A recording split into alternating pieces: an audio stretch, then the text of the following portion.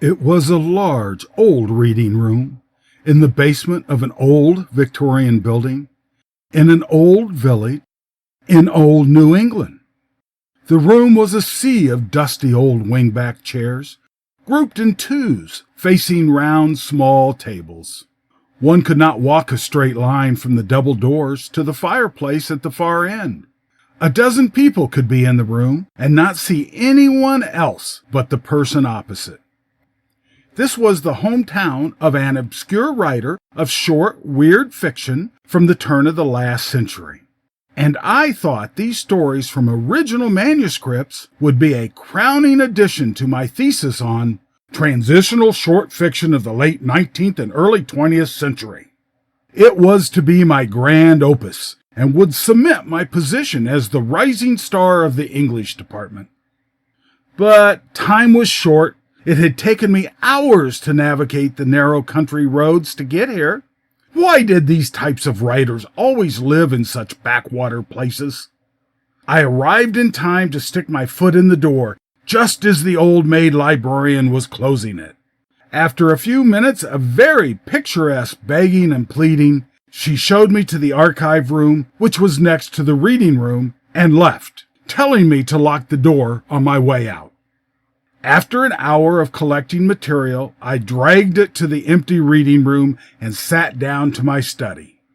I was tired and must have fallen asleep because suddenly I was shocked awake by a deep voice which seemed to come from a wingback chair on the other side of the room. These stories are much more interesting when they are heard rather than read, it said. Listen, and you'll hear what I mean. This is a simple little story, unless you think about the stereotypes.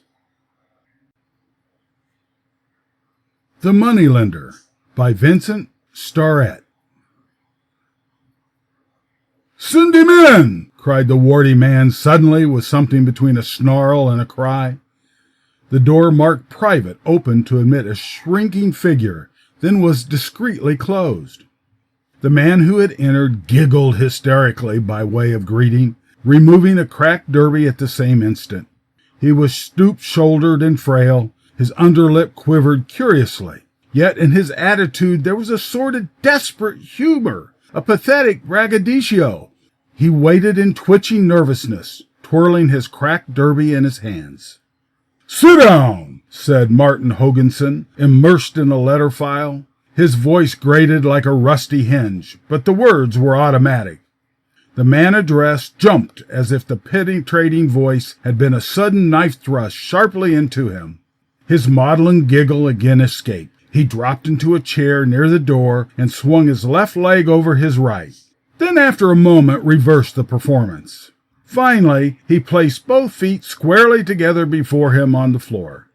His pale eyes fixed themselves upon a calendar on the rear wall. The calendar had been the gift of a great banking institution. The legend across its top read, "Pay all bills by check. You will spend less money this way than if you have the cash about you." In a moment, the searcher at the oak cabinet swung to attention. He glanced at the man in the chair out of pouched eyes, then darted a look at the clock.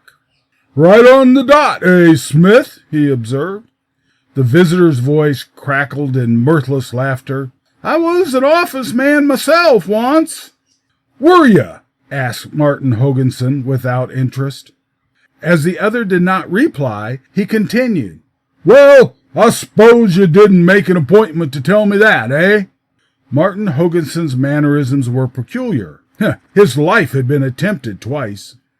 "Of course not," giggled the victim of this pleasant irony. If only Hoganson were not so damned fat, he thought. Others in their time had been irritated by Mr. Hoganson's fatness. "I guess you know why I'm here, Mr. Hoganson," smirked the man Smith. "I wrote a letter. I hoped—" "I read it," said Martin Hoganson, "and of all the damn dribble I've ever read, it was the worst." The visitor was shocked. I hoped—" "Yeah," said Hoganson with deep scorn, "they all do. And what good does hoping do me? They all hope, and none of 'em pay." You mean you won't? You can't? Nothing doing, said Martin Hoganson solidly. That's flat, Smith. You ought to know better. The thin man dropped in his chair. This was what he had feared. His forced smile vanished. Mr. Hoganson, he said desperately, "'tain't lying. My wife's sick. I'm sick. I can't do it. I ain't lazy. I'm willing to work, but you know what chance a man's got at my age." Eagerly, confidential, he concluded, "I ain't even got the rent." The moneylender toyed thoughtfully with a penholder. "You've had time, Smith," he said. "We've been pretty lenient. We extended your time 2 weeks ago. Last month you was 3 weeks late, and month before that you was a week late. Looks like we've been pretty good to you. I ain't a hard man, but I can't afford to get sentimental." "You couldn't give me just a week?" pleaded Smith. "Not a day," said Hoganson. "I'm awful sorry, Smith, but there you are. I'm a businessman, and so are you. Sentiment don't pay. You know that. You knew what you was doing when you signed our agreement. We made good, and you didn't. That's all. It's all straight, and it's all legal." He looked defiantly at his visitor as if daring him to deny it. The little man was blinking. He seemed somehow to have shrunk in height. "Can't you give a fellow a chance?" he whispered. "A chance?" echoed the moneylender. "I ain't driving you. It ain't me. This is plain business, Smith. Can't you see?" He adjusted his tie reproachfully. The rings on his lifted fingers angered his visitor, who leaped to his feet. "Business, B!" At the height of his indiscretion, Smith weakened. "I gotta have it," he said. "I tell you, I gotta have it." "Good God," he hoarsely whispered. "Don't you ever think of anything but business? Don't it mean anything that you're breaking me?" "I ain't going to argue with you," said Hoganson. "You're excited." "Excited?" Quite suddenly, Smith became excited. He went to pieces in an instant. "You lying crook!" he shrilled. "You damn thief! You!" The moneylender smiled. "Tut, tut!" he depreciated. "This won't do, Smith. I'm treating you pretty good. Pretty good! I told you I'm sorry for you. Look here now. You go out and rustle up the money someplace, any place, and bring it in tomorrow. That'll give you a day. I don't want to be hard on you. Here, have a smoke on me." He extracted a gaudy cigar box from a drawer and extended it across the flat desk. The man Smith seemed frozen with horror. He resisted an impulse to seize a handful of the costly cigars and hurl them into the face of Martin Hoganson. Then the ghastly humor of the situation struck him. His anger became deadly. He stretched out a hand and transferred one of the cigars from the box to his pocket. "All right, Hoganson," he said insolently. "I'll take it, 'cause I think it's the only thing you ever gave away for nothing. I want to save it as a souvenir, in case I should forget you." His eyes fell again upon the calendar.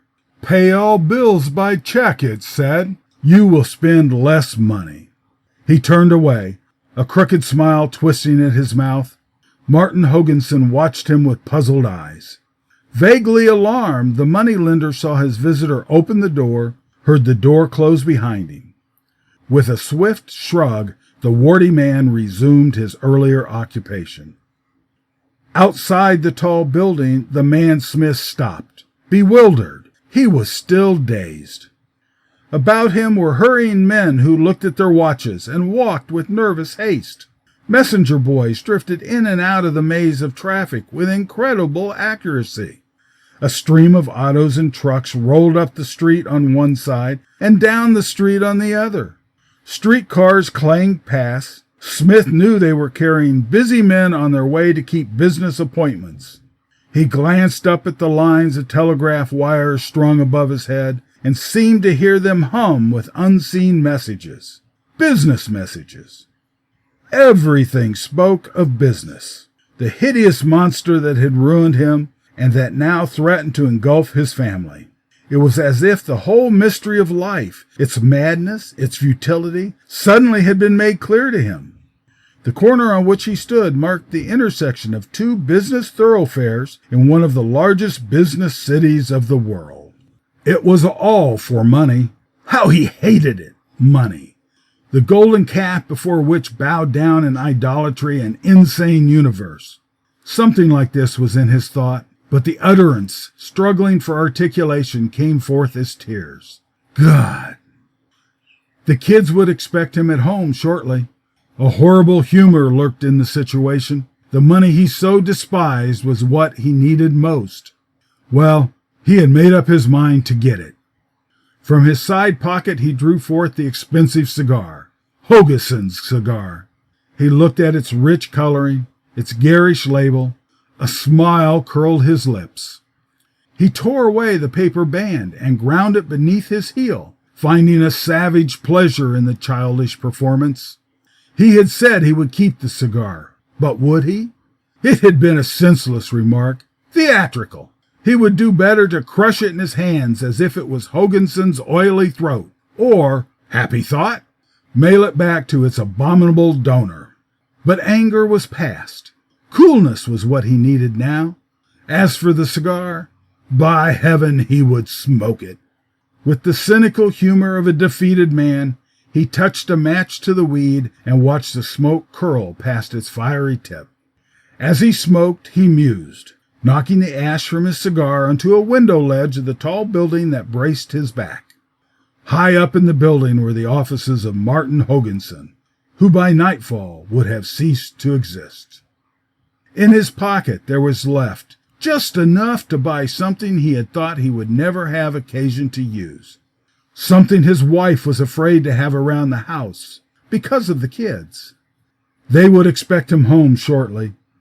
He smiled at the little heap of ash in the window ledge, and without framing the thought, knew that it was significant of life. Then he hurled the cigar butt into the street and rapidly walked away. When Martin Hogeson left the building, an hour later, a husky breeze was blowing. He turned up his collar, muttering suave imprecations. His mind still vaguely dwelt on the deadly whiteness of the man Smith's face.